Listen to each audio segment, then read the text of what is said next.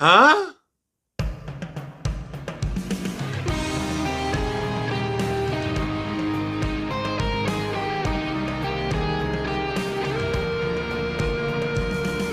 Hello everybody, welcome back to the channel. My name's Kevin, I'm a geek. You are watching Kevin the Geek, and welcome back to the official Series 6 finale review for Doctor Who. This was the culmination of a series that asked so many questions, far too many questions, that ultimately left us with the impossible task of being able to fit it all together in 45 minutes.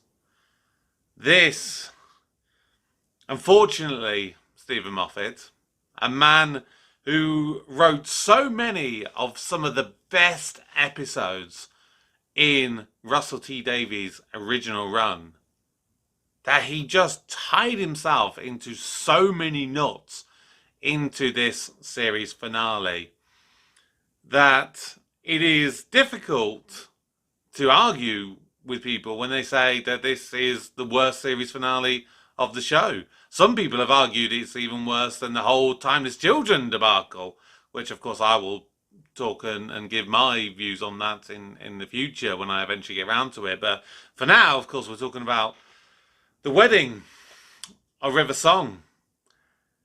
And I have never watched the Indiana Jones movies, but I did remember seeing a scene from the TV show The Big Bang Theory. Indiana Jones plays no role in the outcome of the story.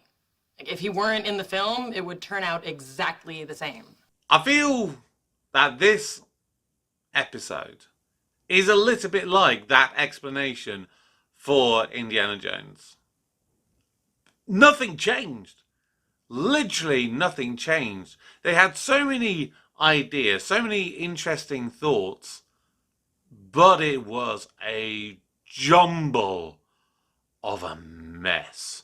I mean, first of all, if you talk about just the pacing of the episode, like I said, you've had 12 episodes up to this point teasing the creation of River Song from Melody Pond, the daughter of Amy and Rory, who eventually turned out to be human but had some sort of Time Lord DNA, which meant that she could regenerate, which is what led her to becoming River Song in the future. You had the whole death of the Doctor and countless other things all progressing through this series. So many times you're just going, what? I'm not sure I completely understand. We got married and had a kid, and that's her. Okay. Now it's a bit more like, oh, really? You doing that? Okay. Okay.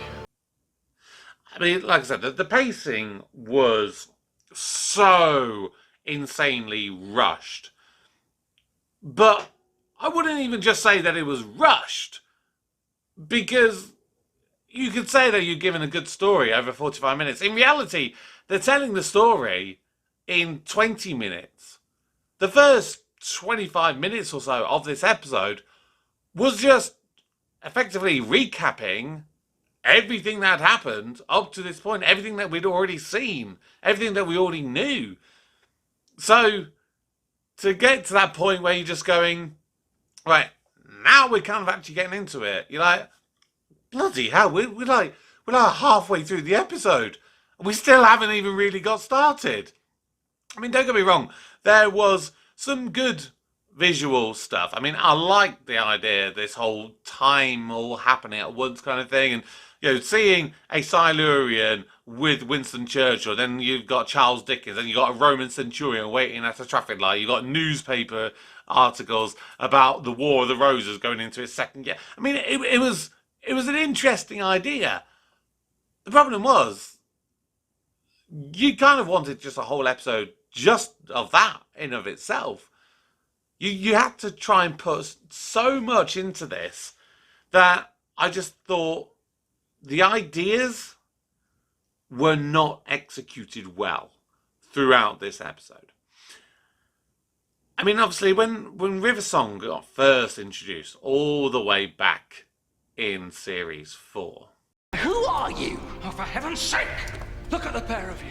We're all gonna die right here, and you're just squabbling like an old married couple. It was very heavily theorised within the fandom that River Song was a wife of the Doctor. And I don't think that Stephen Moffat ever got that idea out of his head, which ultimately meant he would have to do it at some point to get it out of his head. And they did it in this way.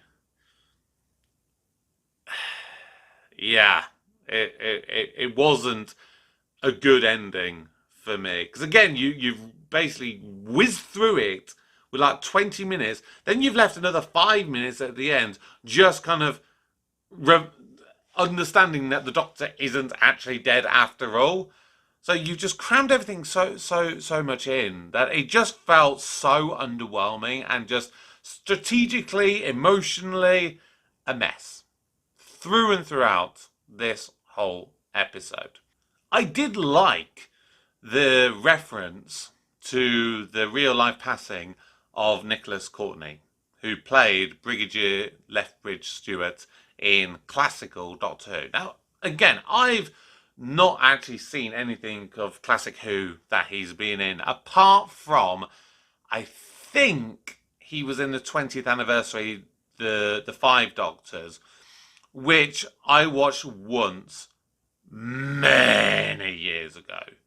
Probably actually maybe only a year or two into kind of seeing Doctor Who in, after it came back in New Who. So I don't really have a lot of great recollections or memories of what he was like as a character. Everything I know of him has kind of come from general research.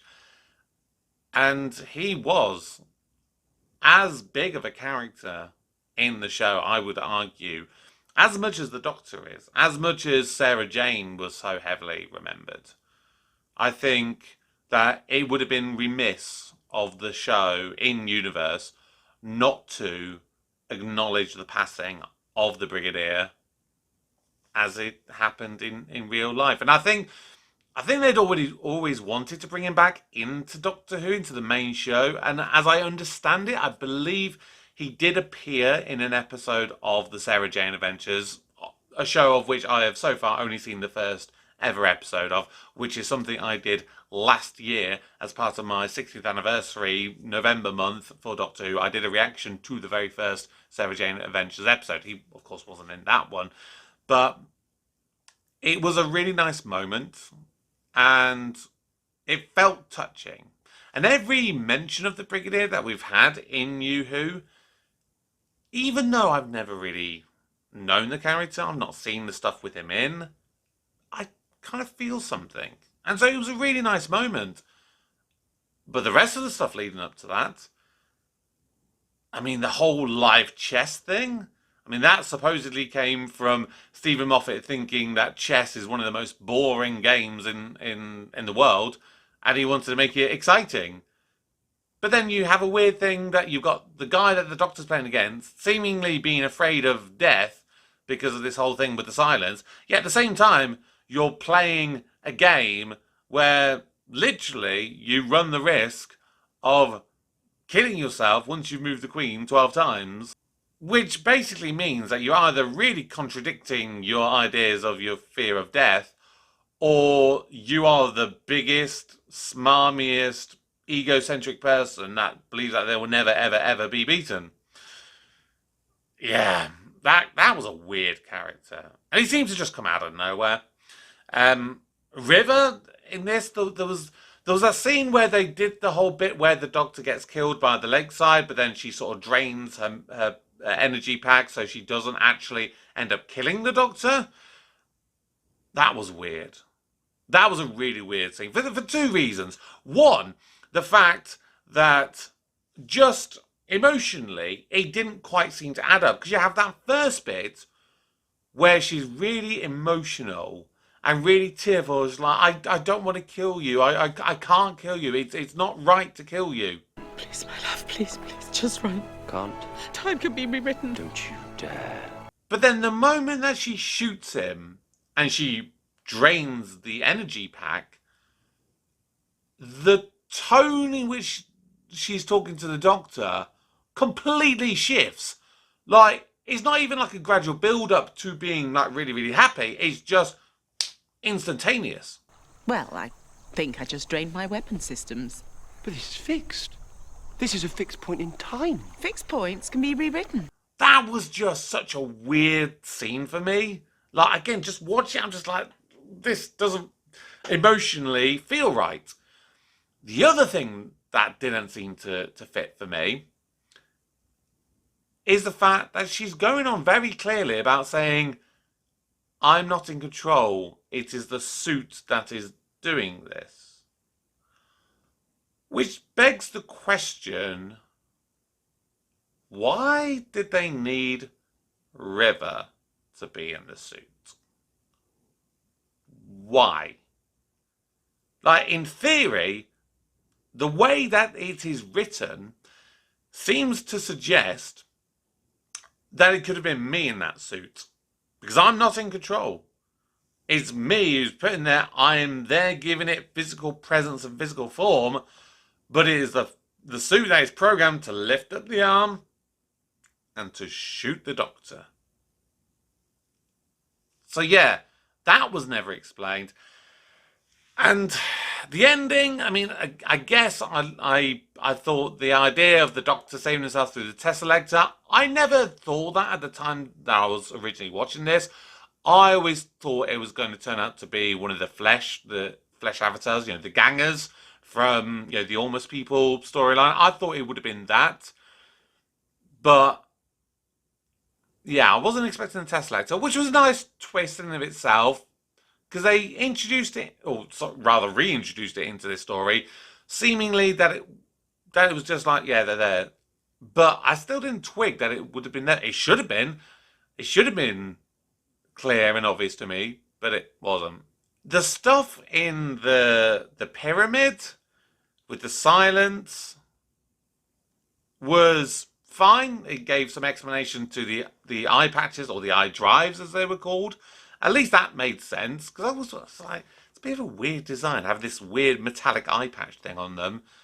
Why are they being worn like that? So the idea that it was a thing to enable them to remember the silence, I like that as an idea. I like that it became a twist and actually really was turned against them as a weakness and used to debilitate and to kill by the silence. But then that led to the death of Madame Kavarian, which I loved that moment for Amy. The Doctor is very precious to me, you're right. But do you know what else he is, Madame Kavarian? Not here. River Song didn't get it all from you, sweetie. That was just a badass moment that you should sort of kind of feel that it's wrong. But after everything that Amy got put through, you can kind of understand why she did what she did. And I like the fact that they still addressed in that sort of post-Doctor's death scene with her and River, the fact that she still addressed that she felt a bit bad for it, even though it was an aborted timeline, it didn't happen. She still remembered it, so it happened. I like that she kind of still felt a bit bad for it. So she still had those morals to it. I really, really like that they addressed that tiny, tiny little moment. So then you just have the whole ending thing, which again, it always felt like it was just going, right, we need to reset it. Why not do it by getting River married to the Doctor? And this way, it can be that they're married, but they're also technically not married, because again, it happened in a timeline that was ultimately aborted, so it didn't really happen. So the Doctor's technically not really married. Yeah.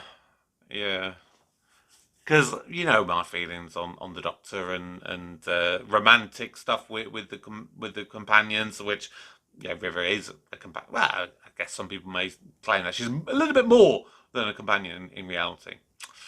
But yeah, this just had so many ideas that in theory and in passing could have been good, but the execution of it and the pacing and a whole bunch of stuff just didn't work. It was like having a 1,000-piece jigsaw without an image on the box. So you don't know how to fit it together. You do the best you can with it, but ultimately you're going to give up. You're going to go, that's the best I can do with it. And that's what this episode felt like for me. So I now need to score this episode. So of course there are 10 categories, each getting a score out of 10 to give my overall score out of 100 and therefore a grade.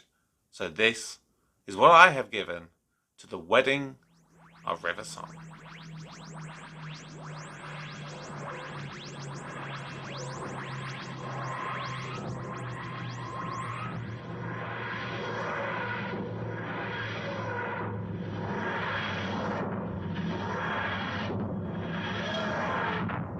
And so this episode is the lowest scoring episode since the Lazarus experiment, which was all the way back in series 3. So it shows you that I think Doctor Who generally has been a lot better, but this was a real downward one for me. So this episode has scored 52 marks out of 100, which means that it is a C- episode, which means I've also completed series 6 as a whole, and by the averages of all the scores that I've given, this series of Doctor Who has scored 72 marks out of 100, which basically means that it is a B graded series, which I think is a very fair reflection. I think there has been some really, really, really good moments, but some also really, really duff moments. And it was just a series that had a lot of ambitions, a lot of really neat ideas, but the execution was mixed. Just like this episode. So please let me know your thoughts of what you think of this episode and arguably the series as a whole, this series 6, because it has been a real up and down series, it has to be said.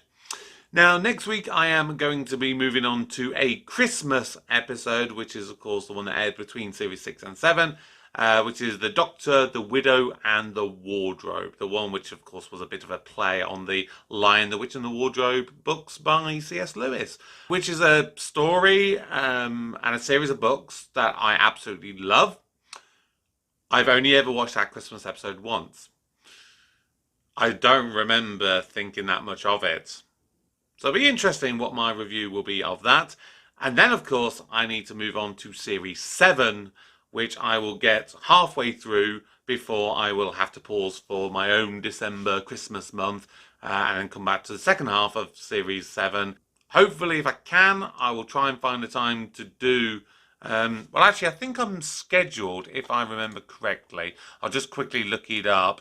Actually, yes. So the 27th of November, which is the final Wednesday, before the Christmas month, before December, that is the episode where I will do the Snowmen episode, which is the mid-Christmas, mid-Series 7 Christmas special. So, yeah, I will definitely do that before I pause. And then, of course, we'll be back with a new companion.